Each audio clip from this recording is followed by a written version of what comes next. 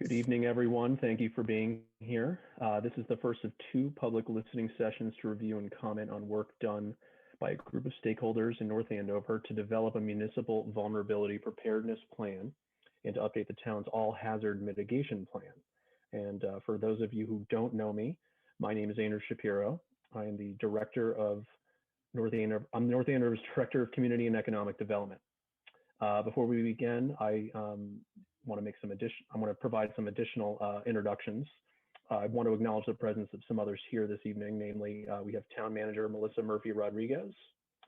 I see we have Michelle Rowden, who is the Northeast Regional Coordinator for the MVP program from the Massachusetts Executive Office of Energy and Environmental Affairs. We have our team from MVPC here. I see we have somebody from Senator DeZoglio's office. Thank you for being here. And many others, many of the stakeholders, core team stakeholders and wider group of stakeholders from the town and surrounding nearby groups that were integral to the process of putting together these planning documents. So thank you for being here.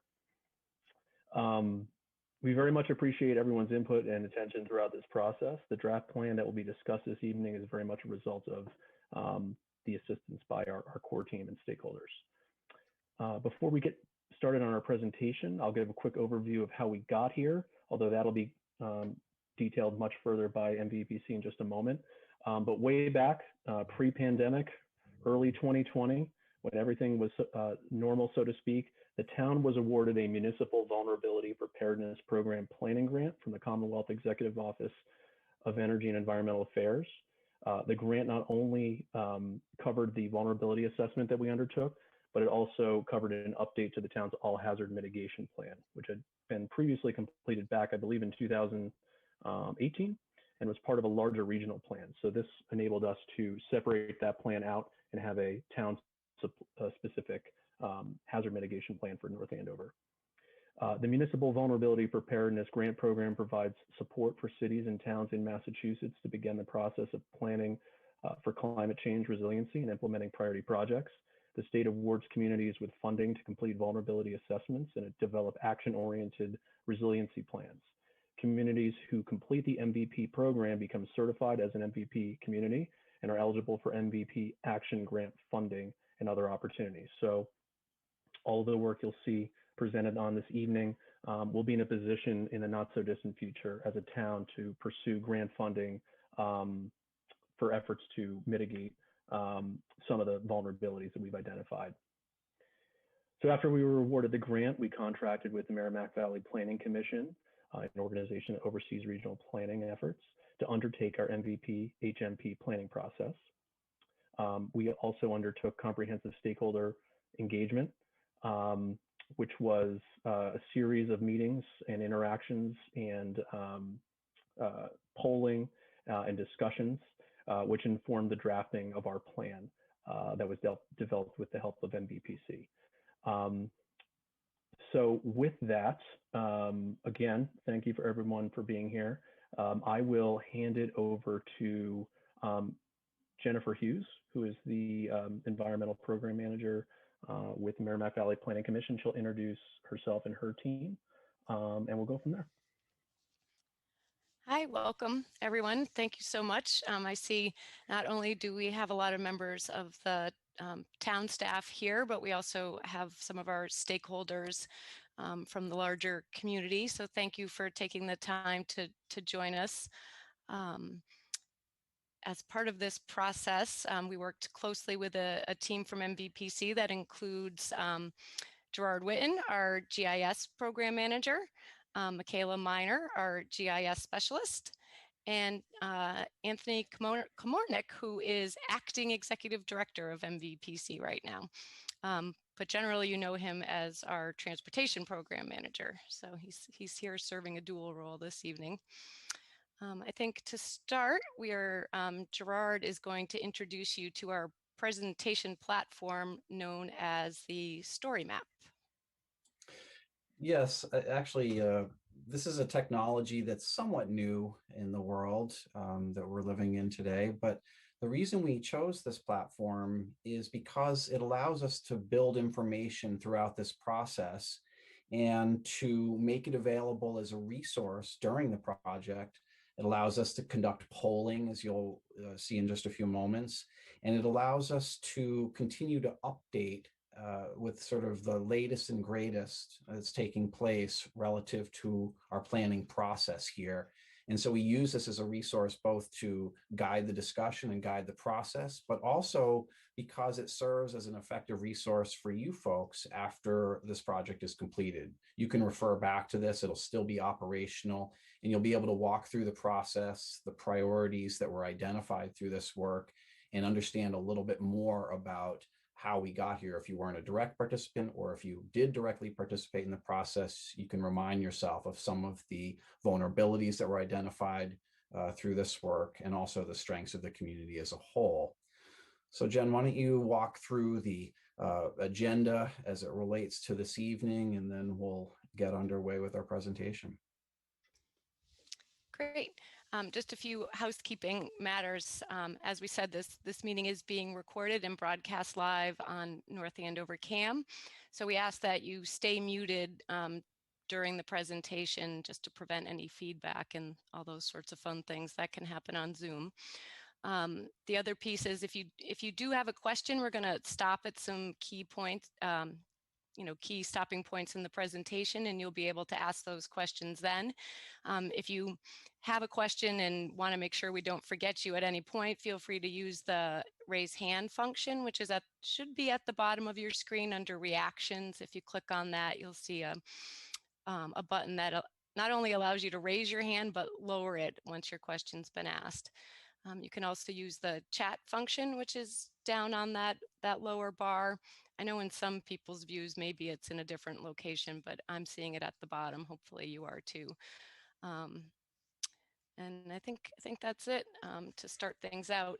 As Gerard noted, this Storymap presentation actually chronicles back in time to our very first meeting. And you can see that the highlighted button on the left of the screen is actually pretty far, well, the circle, Gerard, is actually pretty far down in the presentation. So we actually, in the normal pre-COVID world, would have 2 in-person workshops to complete this process. And so this story map kind of follows that progression in the planning process. So you can basically go back to the beginning of the planning process and see how we got to this point down here. So we're going to just take a brief look at the agenda. We're going to talk about that planning process. We're going to talk about the outcomes of that planning process, which included identifying hazards that affect the community, as well as vulnerabilities and strengths that the community sees in 3 different areas of infrastructure, society, and environment. The community is then going to present out the priority actions that it identified as being the most important to address in this planning process, which not only takes into account perceived hazards, but also how those hazards might be affected going forward as the climate changes. And then we'll review the action grant process, which is the reason that the community goes through the planning process, and then next steps, things the community needs to do to maintain their MVP status, as well as we'll talk about the steps as they differ for the hazard mitigation process. So as discussed previously, in the pre-COVID world, this would have been a workshop in person. You could see a group from another community at the top. When COVID hit, we had just scheduled those in-person workshops. We had our dates on the calendar and we were ready to roll. And then COVID intervened and we had to rethink this whole process. Thanks to our fabulous GIS team at MVPC, we learned to live in the virtual world. I know everybody's now an expert at Zoom, but I think many of us had never envisioned such a thing at the beginning of COVID, never mind how we would conduct this complicated planning process. So where we started out was the town established a core team. That core team met to do a couple different things. It met to establish a stakeholder group, which is how a lot of you came to this process. They determined that we would start the process with a survey that went out to all of the core team and stakeholders. And that was to help us to identify the hazards that the community felt most vulnerable to in light of climate change. And then we started the community resilience building workshops in a virtual format.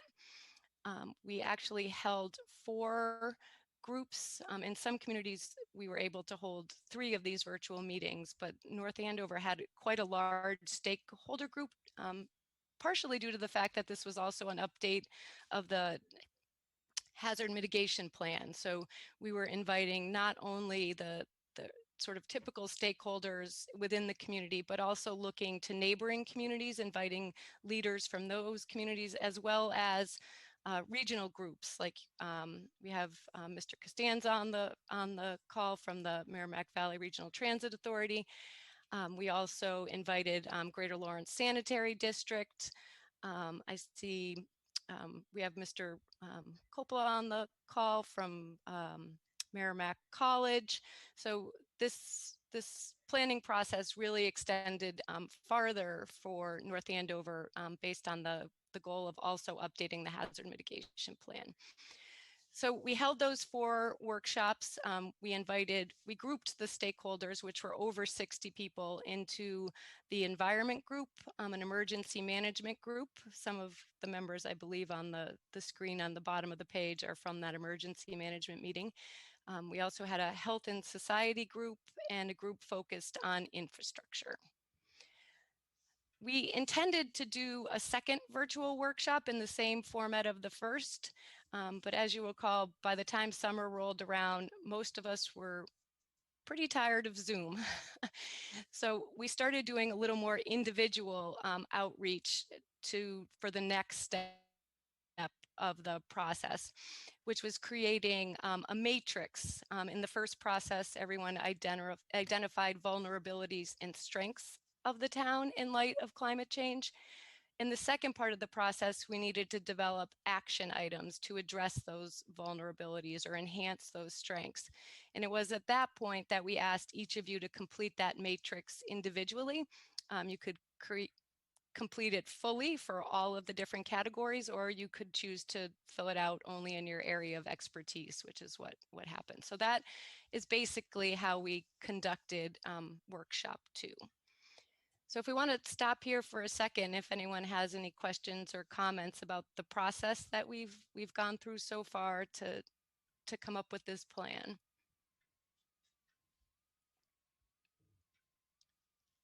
All right. Michaela, if you aren't seeing any hands raised and I don't see anything in the chat, we will move on to talk about the outcome of our survey, which helped us identify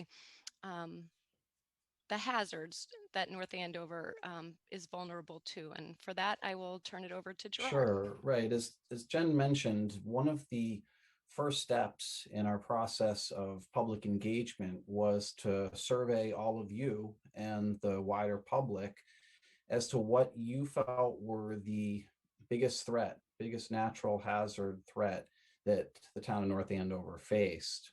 And so this particular graphic on our story map has a chart of those top responses, as well as some of the climate science related to the top 4 that were identified.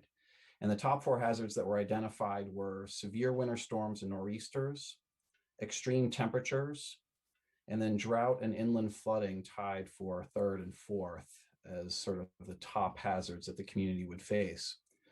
So with regard to winter storms and nor'easters, this is the most frequent natural hazard that the state of Massachusetts faces. And while the climate science suggests that we'll see warmer, wetter winters, the projections are for more intense storm events, and those intense storm events coming with greater frequency. And so you can imagine a very intense storm would have potential impacts on our infrastructure or potential outages of service associated with our municipal services. So while this past winter wasn't an overly severe winter by any stretch, It doesn't take us looking very far into the past to remember the October 2017 windstorm, where parts of North Andover had lost power for almost a week, or the following March, the record 4 nor'easters that we experienced. The next natural hazard that was identified by the group was that of extreme temperatures. In fact, 2020 tied for the warmest year on record, according to NASA. And right now we see about 11 days above 90 degrees on average per year. And the climate science projections are for that number to potentially triple by 2050, where we would see as many as 32 days above 90 degrees. Now, of course, higher temperatures can negatively impact our air quality. Those folks who suffer from allergies or asthma are greater impacted. And it also leads to the potential spread of more vector-borne diseases. And in general, higher temperatures can lead to degraded water quality. Now, the next item that was identified by the group is called, or is the inland flooding issue. And I thought this was particularly interesting because, or perceptive of the group, because almost 20% of North Andover lies already within a 100 or 500 year floodplain. And the projections are that the Northeast is experiencing a 71% increase in precipitations during these high intensity events. Now, a high intensity, high precipitation event can cause issues with this flashiness of flooding in particular areas, or it can cause issues with regard to access to particular areas of the town. And our infrastructure, like our stormwater infrastructure, can be overrun, and the system doesn't have the capacity to deal with the flashiness of the intense storms. Now, somewhat tied to this was the other item that folks are concerned about, and that is the opposite end of flooding, which is drought. And in general, this climate change that we would be experiencing is showing more of an impact of intense precipitation events rather than something that is spread out more gradually during the year. So an example of that is with a warmer winter and less water stored in snowpack, we'll see that water impact and go into the groundwater much more quickly. And so our ability to plan on a more sustained infiltration into our groundwater and recharge is less dependable. And in fact, coupled with that, the climate science is suggesting between a 3 and 13 degree increase over the course of the next 100 years.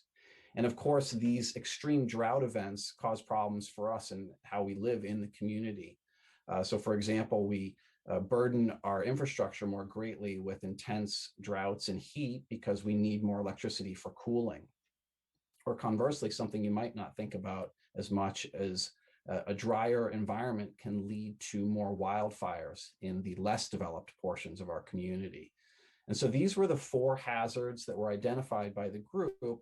And the next part of this process was to say, okay, you've identified these hazards as the ones that you see the town is most likely to face. Now we'd like you to redirect your thinking into how do those hazards specifically relate to your infrastructure, to the society, the residents of the community, and to the environment. And so Jen, why don't you take over from here and speak to some of those vulnerabilities that were identified during our workshops. Great, and thank you for that presentation. So a big focus of this presentation is, putting in all of this planning into the lens of climate change. So not just thinking about the here and now or the past, but thinking about the future. And so given a presentation about what we might experience under climate change, we asked the group in a sort of fun technology screen-oriented way to think and type what they thought was most vulnerable in the community. So what you see here is what's called a word cloud. So everyone was on their own device typing these things, and as they were typed, they would appear on the screen. And the words that got bigger were the words that people identified more frequently. And so you can see things like drinking water supply almost in all of these sewers, schools. The words got bigger the more frequently that someone identified them as a vulnerability within the community. So kind of a neat piece of technology we were able to use to engage everyone in this process. But from here we went to really drilling down into what the community saw as vulnerabilities within these 3 different lenses. And for that, we used software called Poll Everywhere. So not only were people able to identify their vulnerabilities, but we were able to vote on them. So everybody, once we had a complete list, was able to prioritize that list. If you click on the yellow boxes, it will take you to those lists as they were filled out and prioritized. So that's just a key feature. We have noticed, though, as you look at these and then try to go back, it does create a little blip that we then have to toggle between 2 screens to get you back to the technology. Despite its strengths, isn't always perfect, as we know. So I'm just going to run quickly through the vulnerabilities that the community identified. Many of you were on these calls and heard these things within, but for those of you who didn't hear about them, we'll go through them. Vulnerabilities top in infrastructure were culverts, the Riverside Pump Station, which, as many of you know, sits right next to the Merrimack River. The Public Works Facility, which also sits adjacent to the Kachikowick Brook, the Lake Kachikowick shoreline, which has experienced some erosion, especially in the area near Route 133, which is a prime travel route. The town's drinking water supply, everyone knows, at least on this call knows, is a sole source surface water supply. So keeping that water protected is a big portion of what the town spends a lot of its funding on, but is also a vulnerability in the eyes of the folks who participated. Above ground utilities, we talked a lot about large storm events and how utilities can be vulnerable, and no one knows better than North Andover and some of the surrounding regions about infrastructure issues as a result of the gas crisis. And finally, these are again the top. These are not all of the vulnerabilities identified, but dams, the mill dams in particular, those right around the mill district in the downtown area, were identified as being vulnerable. We then turned our focus to society. And by society, we mean sort of the infrastructure, not only the people, but the infrastructure that supports people. So North Andover stakeholders identifying seniors and the homebound as being particularly vulnerable. Thinking about infrastructure that supports people in times of crisis, as again, many of us have experienced during COVID. Having internet and Wi-Fi availability is very important for society to continue to function in a time like this. Smart 911, of course, is very important to the town, but not having complete profiles of vulnerable people in that list is a vulnerability. Language barriers were identified by many of our participants, especially within the schools. They were seeing those language barriers, but that they also existed in the community at large. Cooling center capacity was discussed, given that the high school field house, I believe, lacks air conditioning, even though there are other facilities in town that can support cooling. COVID has brought about some awareness of the vulnerability of finding fresh food during emergencies. Transportation capacity was also listed as a vulnerability. And then we switched finally to the third lens of the environment, where we heard again a lot about the soil surface water drinking water supply of Lake Kachikowick. Unprotected farmland. There is still a lot of farmland in North Andover that, as open space, were it to be developed, could change the community dramatically. We think a lot about that unprotected farmland as buffering in large storm events. It absorbs a lot of water, and if paved or developed, could change the way the town handles stormwater. Beaver management. So we think of the beavers are the natural workers of the dam system, but with increased storm events, the town is experiencing issues with flooding, and a lot of it has to do with beavers. Even though the town is very proactive with its beaver management, they're facing some critical issues around flooding caused by beavers. Invasive species were also identified. This also has a lot to do with the warming climate and the change in what can survive and live in our environment. Also, in invasive species come sort of the vector-borne diseases and concerns about those. Heat islands, as North Andover becomes more developed, there become places that are subject to greater warming than other locations, and those are often places that are largely paved and lacking in tree cover. And then finally, riparian and pond buffers. For a couple of reasons, they're vulnerable. I think in development, the riparian and pond areas can be developed, which can change water quality and also potentially cause flooding issues. All right.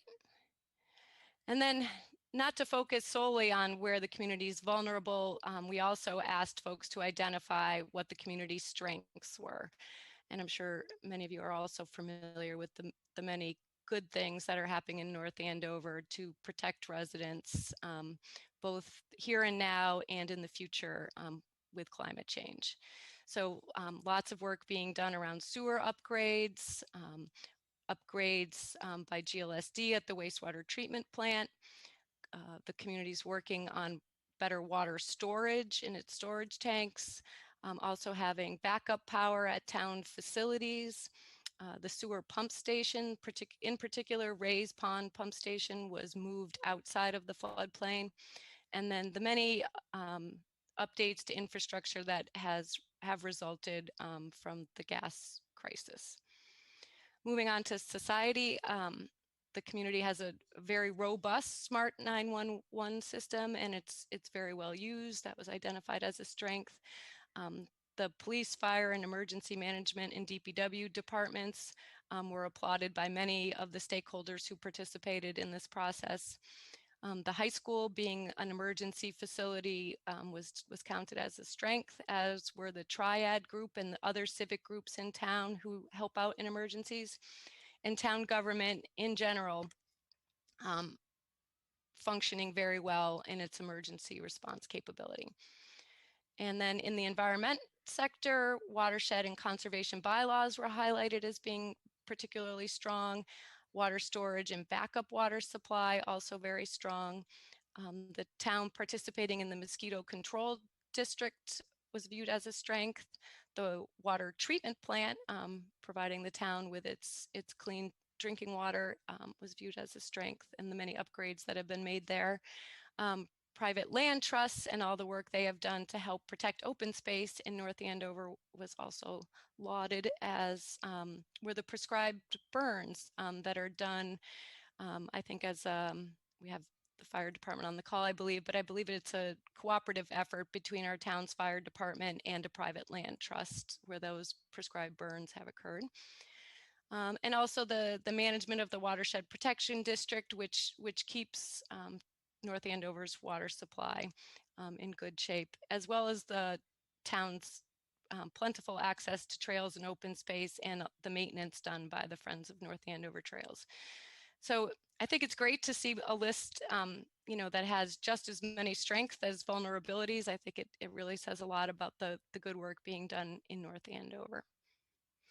And that brings us to the part in the process where, looking at all these strengths and vulnerabilities, we asked stakeholders to identify priority actions, and then we worked with the town's core team to determine how to prioritize those actions within each category. And for that, I'm going to turn it back to the town, because this is really their plan, and these actions should be the things that they're looking forward to undertaking.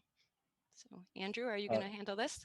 Yes, thank you, Jen. I appreciate it. Thank you for going through all that. And yep, so this is these are the town's a summary of the town's priority actions when it comes to all the vulnerabilities that we have identified in the town with respect to climate change. They can be found on page 116 of the plan on table 9.1.1. And you'll note on that table that there are 29 actions in total. They are divided out into long, intermediate, short term priorities, as well as annual priorities, and in a category of either high, medium, or low. Respective implementation stakeholders identified, or stakeholders who would be responsible for helping to carry out these priorities are also identified. And then resources and funding available are also identified as well, to see how we could carry forward some of these priority actions.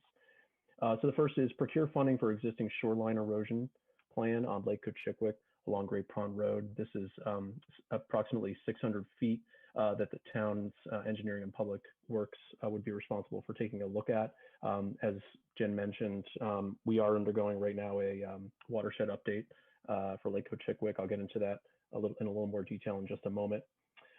Increased coverage for Wi-Fi and cell service, study solutions in emergencies such as mobile hotspots. And this is something that's also been long studied in the town. We recently went to the select board to pass a small cell policy. A lot of cell carriers will install small cell equipment on utility poles to increase Wi-Fi and cell service. So it's something that we're actively looking at as a town at the moment. Increase town's ability to address downed trees. So with that, we want to review the existing equipment that the tree department has as part of the DPW department, and potentially prioritize new equipment purchases to help with that issue, to help us better address when trees are downed immediately during or after a storm. Develop culvert investigation program for improvements and replacement using GIS. So we want to develop a long-term maintenance and operation plan, including a beaver management plan, to address all the culverts in town that might be deficient in any way, damaged, or non-functioning. And that was under the category of infrastructure. Moving on to society, increase the use, accessibility of Smart 911, especially with seniors and other vulnerable population. We could do that by working with community organizations, including faith-based organizations. We want to be able to have access to all of our senior population and anyone who might not speak English or might be included in a vulnerable population, people that are not easily or immediately able to be reached in normal situations. Plan for wider availability of fresh food. And we would utilize partnerships with grocery stores, nonprofit, civic organizations, and schools for something like that. Provide important announcements in multiple languages. Again, this is something that the town actively wants to be able to do. We have a diversifying population, and we want to be able to reach everybody, especially when natural issues are happening, or flooding, or anything else that we want to notify people who live in town to be aware of. Under the environmental section, we have actions to protect North Andover's sole source drinking water supply, Lake Cochiquic. And as I mentioned before, we're currently in the process right now of updating that plan. And I believe we have some people involved in that process on this call right now. And for that, we would want to continue to work on regulations for Lake Cochiquic with focus on docks and dog walking / pet waste to maximize water supply protection. And we would also want to continue the education and outreach to provide property owners with that information about impacts of lawn care, runoff, and tree removal. Beaver management to prevent flooding of roads and other infrastructure and offer humane methods for activity management. So we want to identify vulnerable areas that cannot accommodate beaver damming activity and develop a management plan for that. Continue advocacy for additional solutions for beaver management and monitor their trouble spots. and educate residents on the role of that the beavers play in the environment and offer humane methods for managing their activity. We want to increase the use of green infrastructure to manage stormwater from larger events. So using best management practices and low impact development. And this could include things like additional vegetated buffers between developed land and wetland resource areas. So Jennifer alluded to some of those larger unprotected farms that, if we don't plan accordingly, could be redeveloped in the future. And in those cases, we'd be losing a much needed vegetated area that currently absorbs stormwater runoff. And that's it. I can toss it back to you, Jen. Great. And thanks, Andrew, for summarizing all that. But as Andrew pointed out, it isn't the only, aren't the only actions that came out of the plan. And because this is both a hazard mitigation plan and a municipal vulnerability preparedness plan, there are some things that the municipal vulnerability preparedness program will fund, and then there are some things that definitely fall more into the hazard mitigation category. But this is the results of the MVP planning process, and we'll talk a little bit more in a couple slides, so to speak, about the hazard mitigation planning process. But at this point, I think we want to open it up to your questions. I mean, most of you on this call participated in this process, so we want to be sure that what the town's presenting are the things that you heard and saw in the workshops. And if you see things that are missing or have comments, we welcome your input.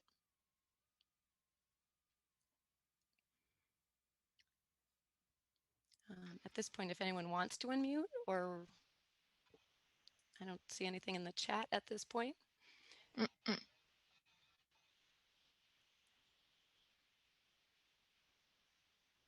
And I just, while people are gathering their thoughts, wanted to give a shout out to my friend Bob Coppola, who I identified as being at Merrimack College, where he did once serve for a period of time, but he is now at the Edgewood facility, I believe, and doing a great job up there at Edgewood on Lake Kachikowik. Jen, I see that Jeff Coco has his we have hand a hand raised. Excellent. Yeah, hi. Got a question for you from the standpoint of the shoreline erosion plan on Lake Kachikowik. Are you planning on incorporating anything with the Flats Bridge itself of 133 in that project, or what you're reviewing? I would not be the one to answer that question. I don't know if we have a member of DPW on the call. The reason why I'm asking is, you may recall when we had the no-name storm in '96, I believe it was, we had considerable quote-unquote erosion at that area where 133 was severely undermined to the point where we actually had to put up Jersey barriers to keep people from driving over it because the road was so soft it could collapse under the weight of a vehicle. At that time, we received grant funding to mitigate the issue there. And I believe I applied and got a $730,000 grant at the time. Unfortunately, by the time it came through, it ended up coming through HUD and urban renewal. So the application was no longer applicable to the road. It had to be applied to low-income housing or the elderly. So we ended up applying that to the senior center to do the renovations to the back and make it into a shelter and everything we did there. But unfortunately, 133 Flat Bridge was never really addressed with that issue. The culvert was worked on underneath it. They literally wanted to replace it with a bridge in that area. And should we end up with severe storm issues again, that could be a detrimental issue. And it's my understanding, I may not be correct on this, and you can check on this, but it's my understanding, even though 133 is a state road, it is maintained by the local municipalities where it runs through the community. So something to consider if you're putting together any grant applications from an erosion standpoint for Lake Kachikowik, maybe that would be something to incorporate into it. I think it's great feedback, Jeff. Thank you. And of course, as we move beyond the phase of getting this plan approved and adopted by town, and then shifting our focus to actually implementing. We'll want to continue to stay in touch with the stakeholders such as yourself to monitor the progress with respect to how we implement these strategies and these actions. And so we'll obviously bring you in on developing a clear plan for addressing that, and so we can incorporate that concern. I think that makes a lot of sense. Thank you. And Jeff, I would point out too that because this is a hazard mitigation plan, we did review hazard bridges and areas prone to flooding, and so the Flats Bridge did make it into that portion of the plan as being a location vulnerable to flooding, and under extreme storm events, those that might occur more frequently in the future, that is a place that the town needs to be concerned about. So it is in the plan, and I think as such would be eligible for funding going forward. I did see it in there, so that's great. Great. Jen, we have a question from Stan Limpert as well. He raised his hand. Sure, Stan, feel free to unmute yourself. And oh, we can't hear you yet, Stan. Let me see if I can. There you go. There we go. Since we've been talking about various kinds of communication, Wi-Fi and internet, are the power companies and the communications providers involved in this process in any way?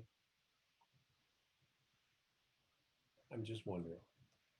Jen, are they advisors to the town as far as any of this goes? we didn't have them as one of the stakeholders on this, in this process, but certainly, and Jen, Gerard, feel free. You know a lot more about the planning process than I do as far as how to engage these stakeholders. But we had a pretty wide stakeholder group. We didn't have the power companies on there, but I think with all the professionals that we had involved in this process, they identified cellular issues and obviously the overhead utility issue as far as down trees affecting power access during storms, windstorms, things like that, as a critical vulnerability. And certainly, again, similar to my my response to Jeff, I think, going from the planning phase that we're going to be exiting from soon to the implementation phase, I think that's where we definitely want to engage utility companies on if there's anything we can be working cooperatively on to make ourselves more resilient with respect to our utilities. Because the event that was mentioned earlier, the 2017 storm, that had a very severe impact on all of our power infrastructure. Sure. Where I live, we lost power for a week, so that wasn't too helpful.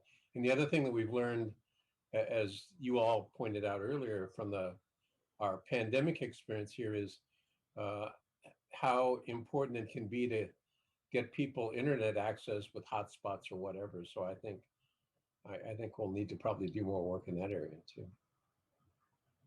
Good feedback. Thank you, Stan. Chief McCarthy. Because of that storm in 2017, we worked very closely with National Grid. So after that storm, we developed a approach, which is a zone approach, and the area is broken down into, I believe it's 8 zones. We would be in a zone with Andover and Lawrence. And what they do is, prior to these severe storms that are forecast, we would meet, and if they're characterized as something that would be they have level 1, 2, 3, 4 5 storms, and they have established a tree cutting group that actually would station at North Andover. That would be available for not only North Andover, but Andover and Lawrence. So there is, because of that storm, there has been improvements with the National Grid for response from them, and every community has a liaison from National Grid that they activate. They activate a municipal storm center prior to any of the severe storms that they're forecasting. So it has improved since that 2017. So. Thanks, Chief. Thank you for that. Unless there's any other comments on that, I believe we also have a question from Jim Mealy, Jen. Great. Feel free to unmute, Jim. So I don't know if this one comes into play, but something that we often forego because of the cost has been generators. And maybe going forward, we want to think about ensuring that we have the ability to have power in an emergency through generators or whatever else is available.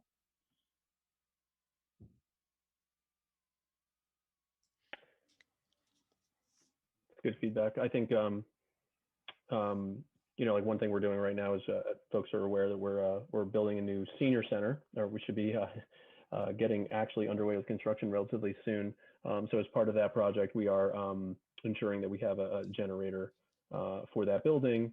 And of course, we want to have generator access certainly to any buildings that are going to serve as shelters, that we might set up at school-based buildings or schools or the senior center that would function as shelters for people after a storm-related event that might need to be forced for their homes for any number of reasons.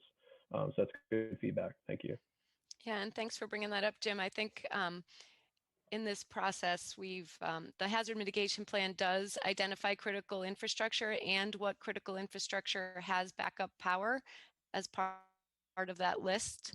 And I see Jeff nodding his head because Jeff Coco and Chief McCarthy did participate in a call where we talked about there's actually some generators at some senior housing and some other things. So the plan is pretty up to date with where generators are and as well as where they are not. So it was a much addressed topic in this plan. So just to point out though, on the municipal vulnerability preparedness side of this, and we'll talk about this shortly, generators are not something that plan would fund, although FEMA and MEMA do have programs where generators can be funded. The municipal vulnerability preparedness program is much more focused on nature-based solutions, and we'll talk about that in a little bit when we're through with the comment period.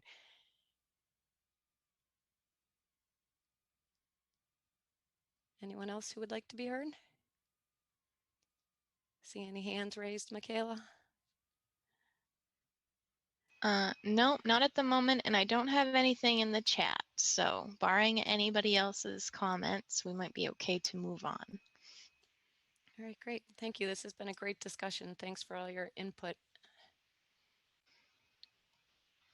All right. So Gerard, I think you're going to talk a little bit about this slide. Yeah, actually, this is another reason why we chose the Storymap platform as the resource to use here. And that's because it gives us the ability to embed some interactive maps. And that sounds like fancy terminology, but really the idea here is to make a resource that you can use. You can zoom in and out on this map. You can look at the legend to see what these different features represent. And what we designed here was a synopsis of the municipal vulnerability preparedness planning process in our entire region. And each of these icons designates what summary of actions or vulnerabilities and strengths that the community arrived at. So here I'm clicking on North Andover. I can see an abbreviated list of those strengths and vulnerabilities, and then also the priority items that came out of this discussion. Similarly, we have icons for communities that received action grants, and there's a synopsis of what the community received, what they had applied for, the total amount of funding.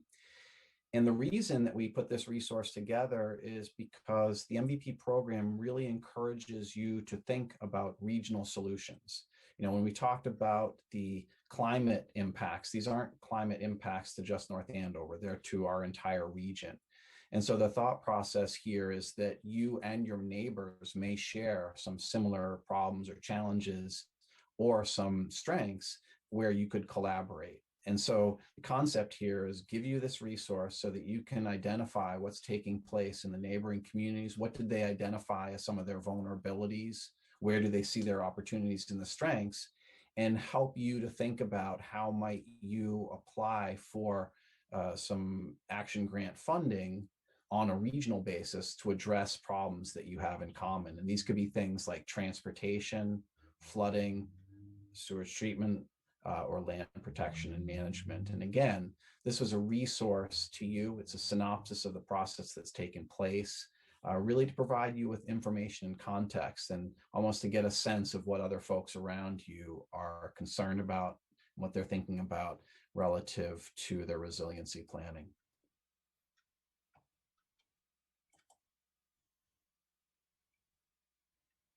And Gerard, I just I did stick the link to the ArcGIS story map into the chat. If you, it is also in the summary of findings, which has been posted on the Town of North Andover website for over a week now, I believe. Many of you also probably received a link to the plan as part of your invitation. But that story map is available to all of you, both within the plan and outside of the plan, if you want to go there and scroll through and look at in more detail the things we're pointing out to you. I would point out on that last slide, Gerard, if you could just go back for 1 second. Within the hazard mitigation plan, we identified all of these very specific action items for North Andover, but we did also address regional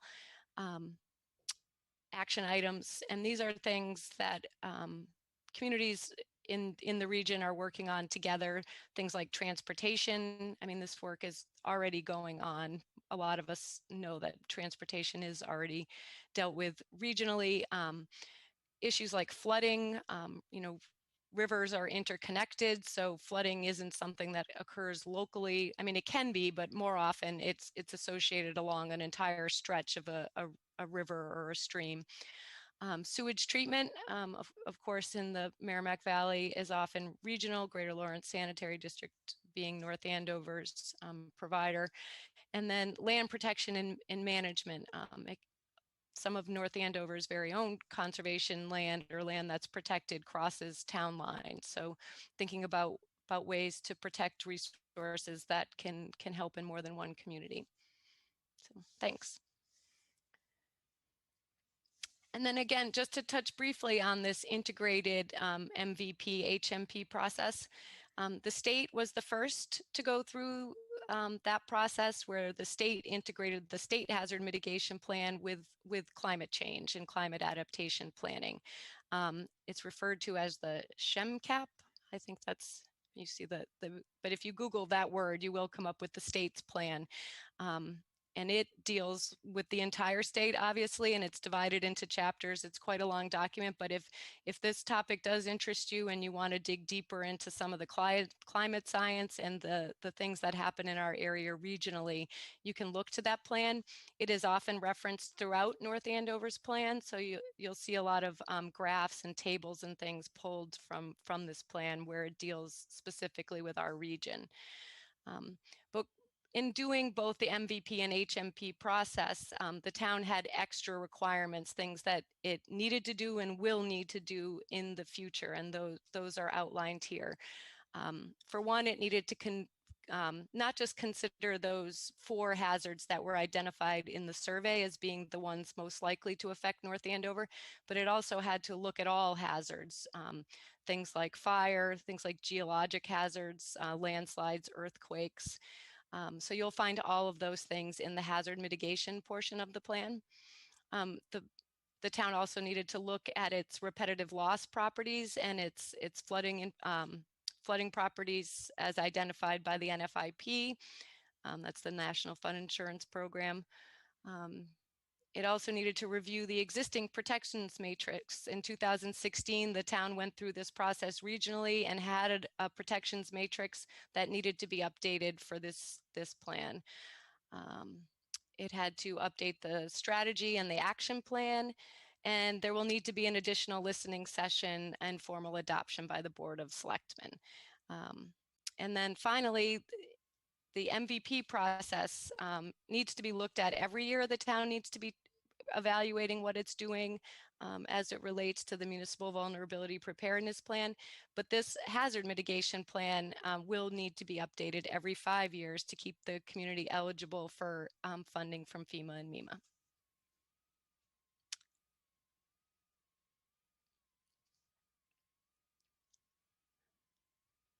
All right, and I'm blanking a little. Am I doing the nature-based solutions? I think I am. So the point of this this planning process was to make the town eligible for action grants. Right now, the FY22 request for responses is out, and if I don't see Michelle here, but she is likely still on the call if she wants to say anything more about that. But you can find the FY22 proposal right here in the Storymap.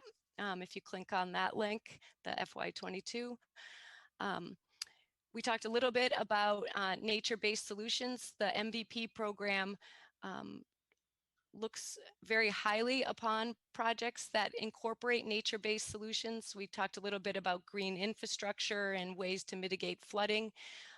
We're not talking about hard structures here. We're talking, we talked about shoreline erosion. Again, we're not talking about armoring. We're talking about using things like plantings and coir logs to stabilize shorelines rather than walls and revetments.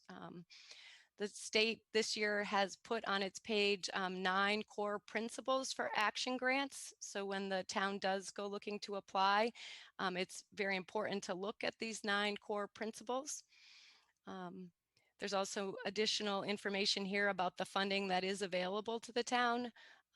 It can be up to $2 million and up to $5 million for regional proposals. So it is a lot of money, and it should be utilized to help the town implement this plan.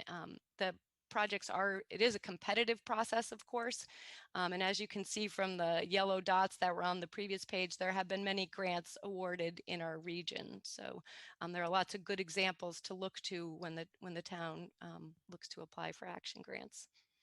And I see that Michelle popped up again. I don't want to put her on the spot, but I don't know, Michelle, if you want to say anything in addition about the MVP program as a whole, and I apologize, we didn't give you an opportunity to say anything at the beginning either. So I don't know if we can also have you say something if you'd like here about the program as a whole, state's approach.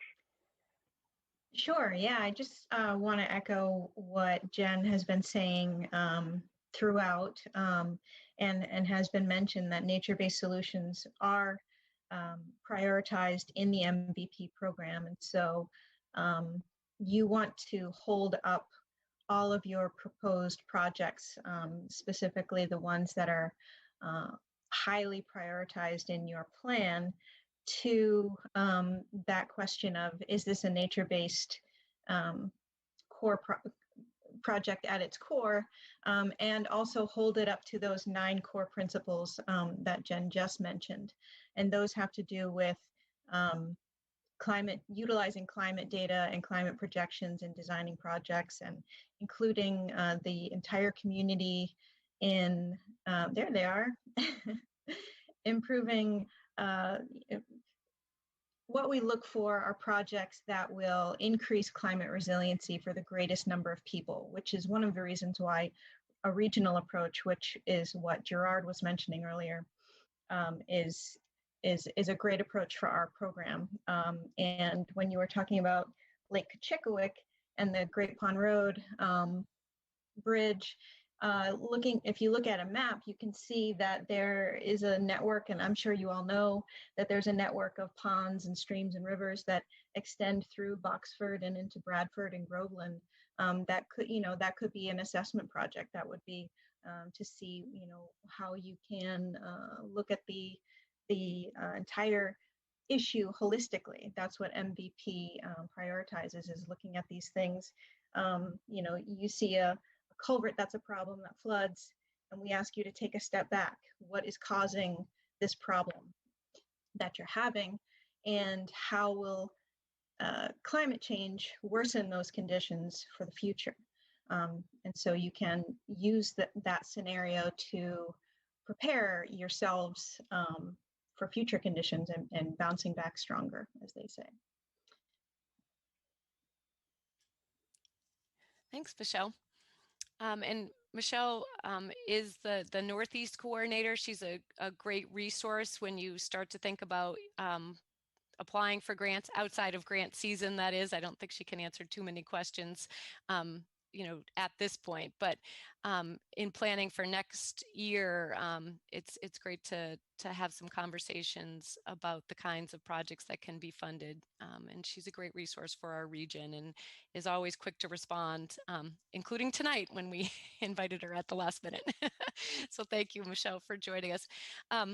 I would also point out in the nature-based solutions, there are a lot of co-benefits that come with nature-based solutions. So while it may solve your flooding problem, it may also do things like reduce heat island effect if you're planting trees or preserving land. So the thing about nature-based solutions is they're not so much focused on addressing a problem as they are about providing a natural solution to a problem, one that will stand the test of time and not just be the next thing you need to repair in 10 years or somewhere down the road.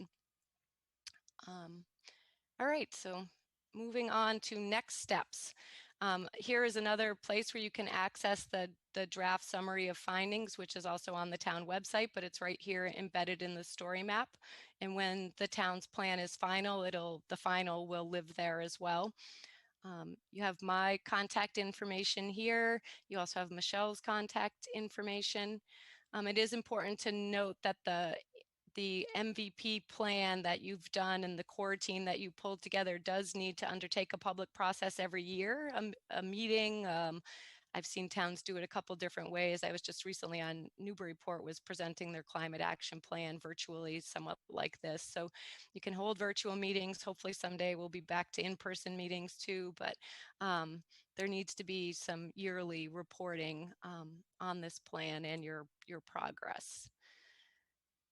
So with that, I know it's dinner time and there's a select board meeting, so open it up to if there's additional comments, questions, concerns about the process for either us, your planning team, or your town core team. That's a lot of the members who are here tonight.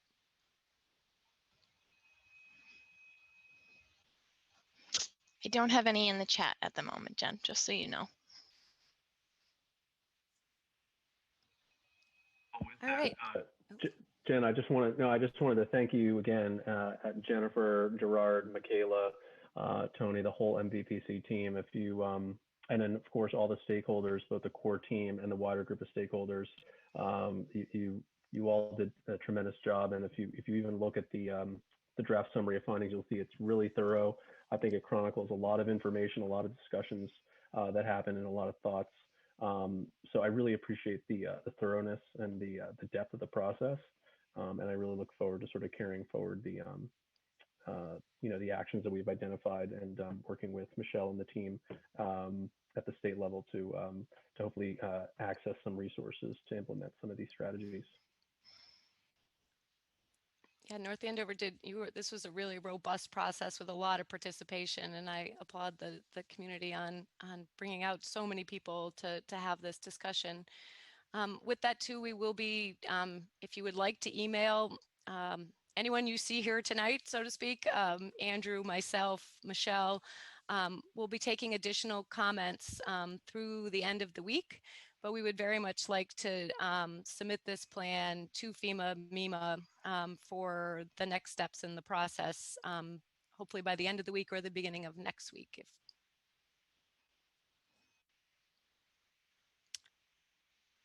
Right. Still seeing none in the chat, Jen. All right. Well, thank you all for joining us. I know, Andrew, we let you start us out, so why don't you bring it home? Yeah, I may have jumped the gun there. That was kind of my ending, my fireworks show right there. And no, again, really appreciate all your hard work, Jen, and the whole team at MVPC and all the stakeholders. And thank you all for coming this evening, hearing the information presented and reviewing the information and asking some great questions. And we'll look forward to carrying the process forward. Thanks again. Good night, everyone. Thank you. Good night. And Brian, if you're out there, you can cut us loose. Yep. You guys are off the air now. Okay, thank you. Thank you. All right, thanks again, everybody. Really appreciate it. Good job. Well done. Excellent. Have a good night, everyone. All right, take care.